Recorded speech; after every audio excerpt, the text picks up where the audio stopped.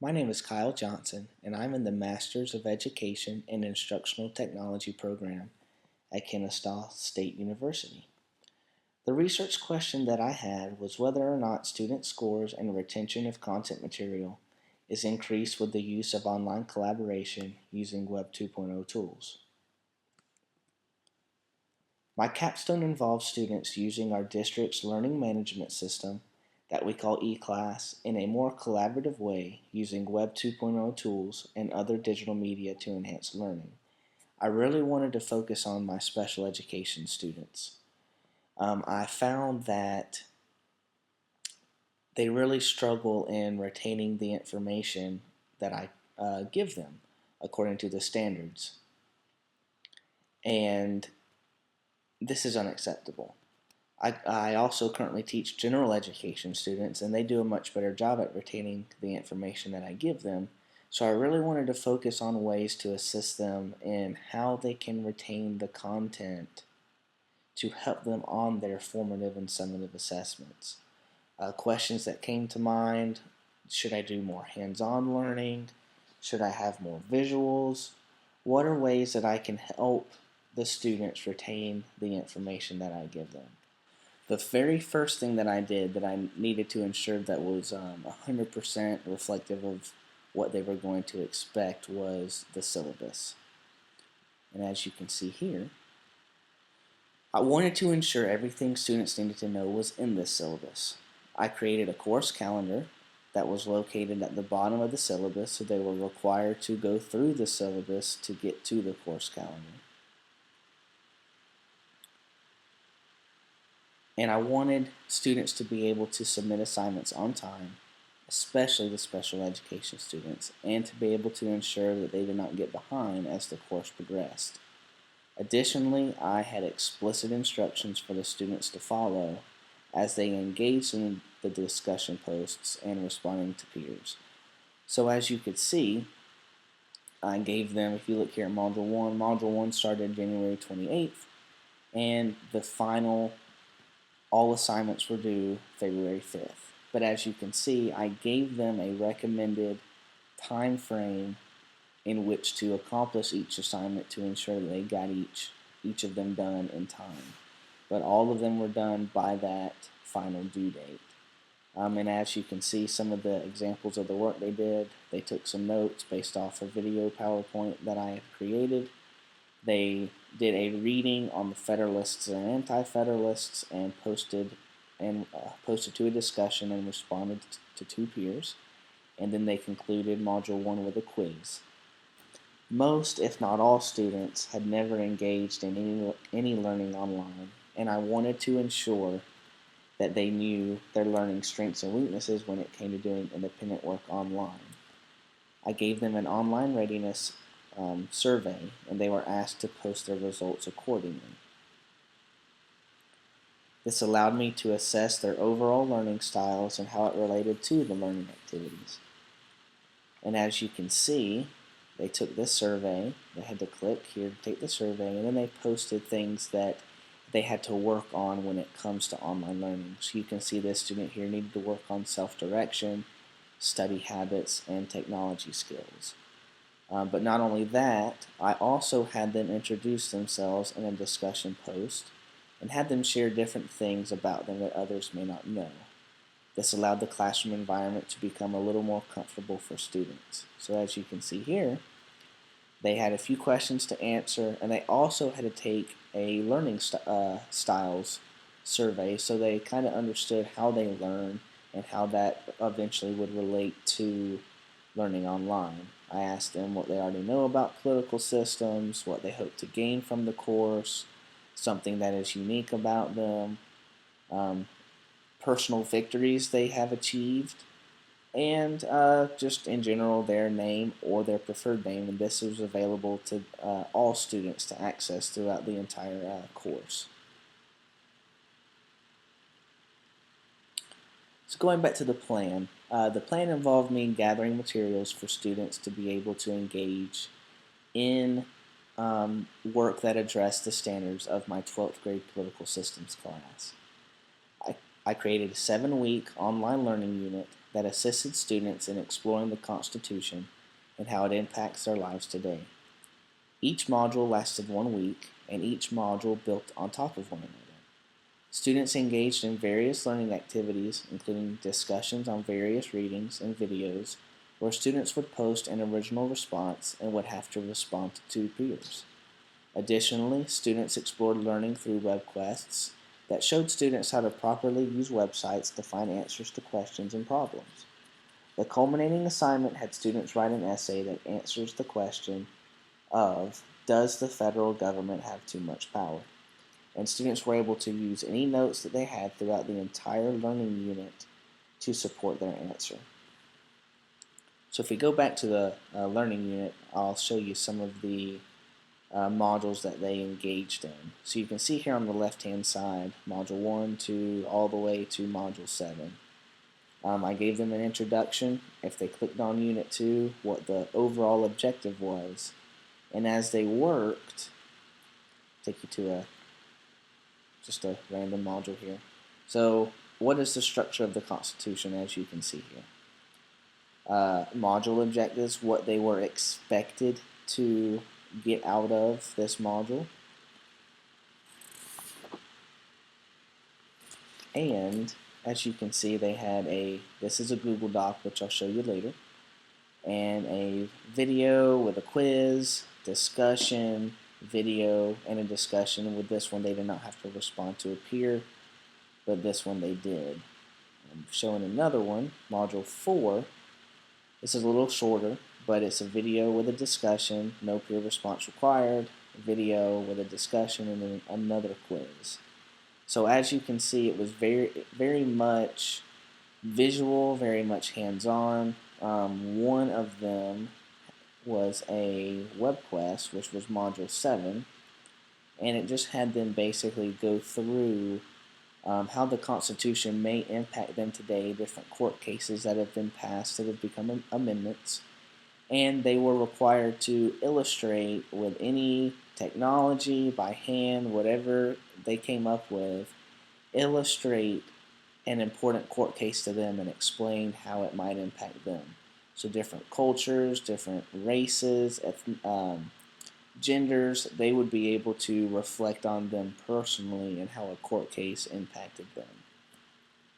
So the goal of this was to see if student collaboration through understanding reading materials and engaging in online discussions would promote student reflection in a deeper way to better understand various perspectives on what the text stated. Examples of the readings had students compare the Federalists and Anti-Federalists and how these two belief systems impact today's society. They were also required to give examples from their personal lives as an example.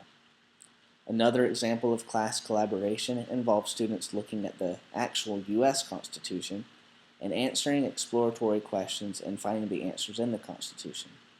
To make it more collaborative than just here's the Constitution, find the answers yourself, I broke the students up into groups and they worked on a Google Doc to find the answers, and they would type in the answers. So as they were working, others were posting answers and they could see all of the answers as a whole.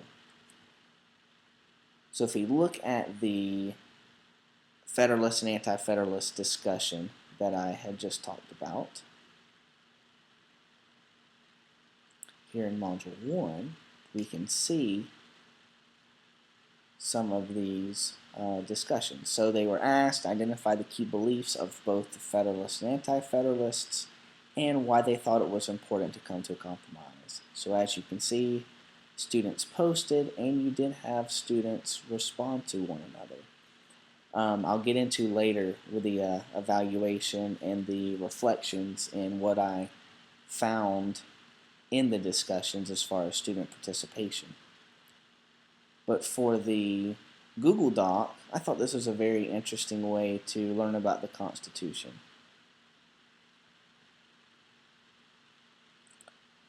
So they were given a handout, and they were to download this and answer these questions here.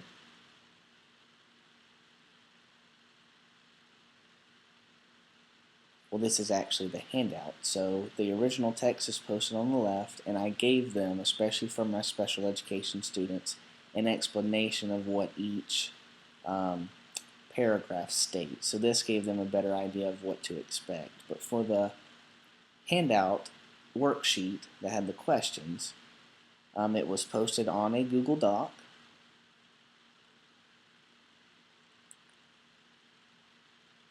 And as you can see, each group had a different color, and there were 20 questions. So they would answer the questions as a group, look through the Constitution. Some of them divided themselves into responsibilities. One person would type while the other two looked for the answers. But overall, I feel like the students enjoyed this activity very much.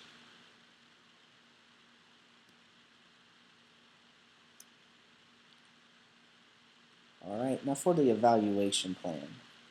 To assess students' overall learning and growth in the learning modules, I gave students a pre-assessment and a post-assessment that covered the exact same standards to see if students successfully learned the material according to the standards.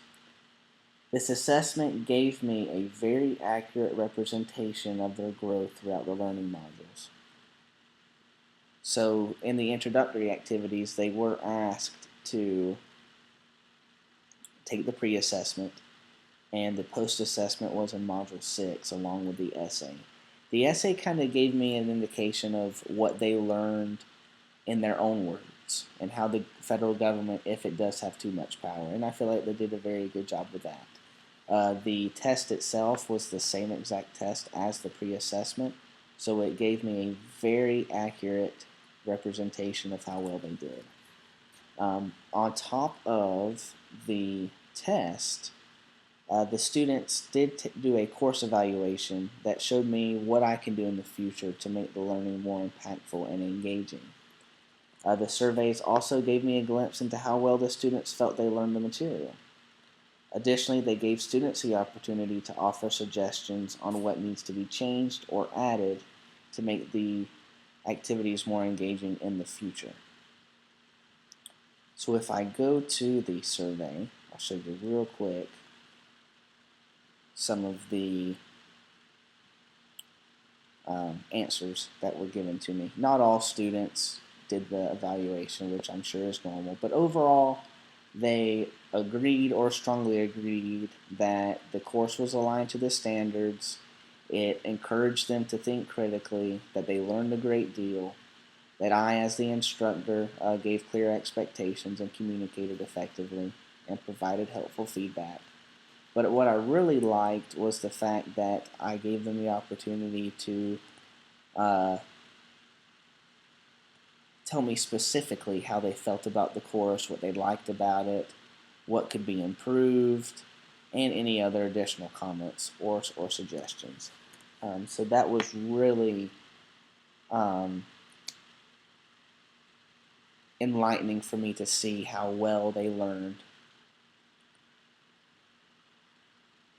So the experience and the results. I did show the students that this would prepare them for college. I had stated to them that I do the same exact thing in my master's program, and that if they ever took an online course, it would probably be very comparable to what they would do. But the two questions, really the main question I wanted to answer was, how successful was it for the special education students? So overall, the online learning experience was a great opportunity for students to see what learning was like online. And I wanted to specifically choose my 12th graders that were going to college to give them that experience that they may get in college. As a whole, they did not engage as I expected. It was very, very basic. They said, for the most part, I like what you put. And then they built a little bit upon what they wrote, but it was not engaging to what I was expecting, which I do realize that I'm expecting master's level engagement. So I guess at a high school level it was sufficient. And being that this was their first time ever doing anything like this, I probably have to cut them a little slack in this whole new learning experience. The biggest thing that I really enjoyed doing was gathering the data to this as a whole. I really wanted to see if there was a correlation between the amount of work the students did in relation to their post-assessment scores. And then I wanted to see their overall growth from the pre-assessment to the post-assessment. So in green is positive, if we look here to the far right, is the positive percentage growth students had. So for the most part, looking really at all of them, we have an overall positive growth from the pre-assessment to the post-assessment. We can see here the student pre-test of 26 to a 37, but as we can see here, their overall average, they did fairly well. 100% of the work was done in Module 2 and Module 5. They did not do the essay. Module 3 was a 63 average. Module 4 was a 52. And you can see here on the left-hand side, their overall percentage work completion was an 82. And what's interesting is this is very close to her overall grade in the class. So it's really interesting to see how that correlates there. This student was very surprising. Percentage work complete was 96%, but they had a negative 5% percentage growth. So again, I came to the conclusion that it's not necessarily that online learning is right for everyone. It all depends on the type of learner the student is and depending on how much they understand with the whole independent working. I do know that for special education students, they do need that one-on-one teaching that online learning cannot give entirely. As an online facilitator, I was able to assist them, but as far as teaching the material, I was not able to do that. I also realized that for the calendar, I should have given them specific instructions for the day to finish that specific assignment, and then we would go from there. We can see the pre-test in blue for both classes, and we can see the post-test in red. So for the majority of students, and this made me really pleased, they all showed positive growth. There were a few that did not, but for the most part, they either showed a very, there was not much growth between the pre and post assessment, or there was a huge progression from the pre-test to the post-test. There was, for the most part, no negative percentage growth whatsoever in their pre and post-test. So I was really, really pleased with that. So going to the reflections. If I could change anything with the Capstone project, I would have given more time for the students to preview the material before they fully engaged in the online learning experience. Additionally, if implementing the project with resource students, I would break the material into more manageable parts, as stated with the course calendar and chunking the material. I would work harder to ensure students followed the discussion protocol so they would have a better understanding of the readings and videos. But overall, I feel as though that they learned a great deal about the Constitution, and the online learning aspect gave students a more engaging method of learning the Constitution and how it impacts their lives in many ways, other than just a lecture or paper-based group work activity. And I will leave you with this quote. If you enter the online classroom with the perception that it will be easier than the physical classroom, then you do students and the entire field a great disservice. Online learning environments can benefit a wide range of students, but only if we stay true to our mission of providing the best possible educational experience, not the easiest or most cost-effective experience. So that again goes to my whole reflection of this. It's not for every student. We have to stay true to our mission by providing the best possible educational experience, whether it be in the traditional face-to-face classroom or in an online learning setting. but whatever is best for students is key. Thank you.